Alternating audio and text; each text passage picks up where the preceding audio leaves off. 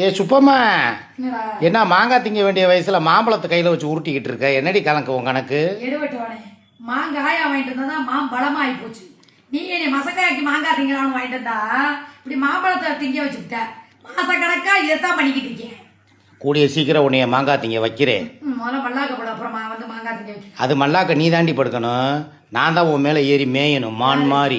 நீனா நீ புள்ளி மான், உன்னை வேட்டையாடுற சிறுத்தை நான் தான். நீ சிறுத்தை. ஆமா, உன்னை வேட்டையாடியே தீருவேன். பாக்குறதுக்கு சுருக்கி போன குச்சியேசி மாதிரி இருந்துக்கிட்டு இப்ப அப்படியே வேட்டையாடுற சிறுத்தையா போகிட்டு அடிக்கடி வாந்தி வேற எடுக்கிற. ஏன் எடுக்கிற? அப்ப எனக்கு டவுட் வருமா வராதா?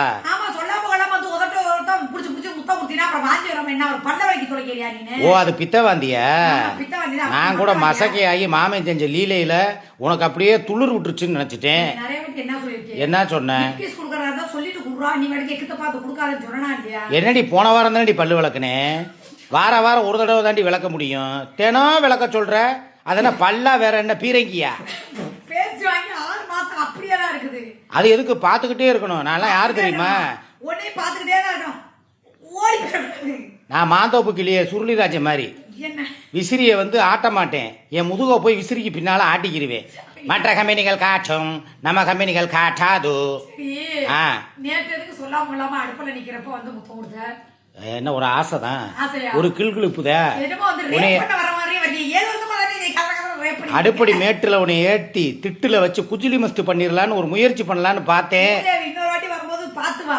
நான் வாட்டுக்கு தோசைக்கல்ல வச்சு அங்கிட்ட வச்சிட போறேன். நீ வாட்டுக்கு முத்தம் கொடுக்குறேன். அதை மோதிடாத மூதேவி. பல மாசமா கல்லு காஞ்சுக்கிட்டு தான் கிடக்கு.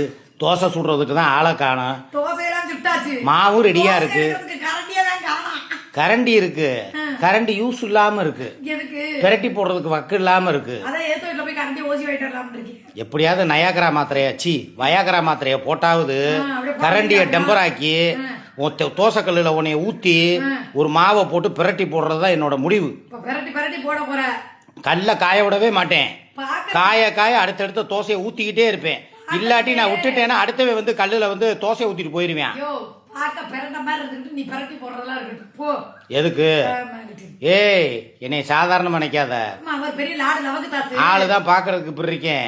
மாமா அடி ஒண்ணும் இடி மாதிரி இறங்கும். குச்சிலி மஸ்து பண்ணுனேன்னு வைவேன். குட்டி பாப்பா தாராளமா வரும். பாக்குறியா? இந்த மாம்பழத்தை மாங்காயா மாத்தி காட்டுறேன்டி. கண்டிப்பா. ஓ, மாங்காய் வேணா மாம்பழம் ஆகும், மாம்பழம் மாங்காய் ஆகாதா?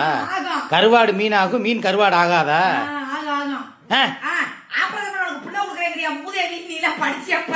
ஆல்ரெடி நீ 8 புள்ள கலைச்சேன்னு சொன்னீலடி. அப்புறம் என்ன? இந்த நடிப்புலாம் நடிக்காத. உன்னைய பத்தி எனக்கு தெரியாதா?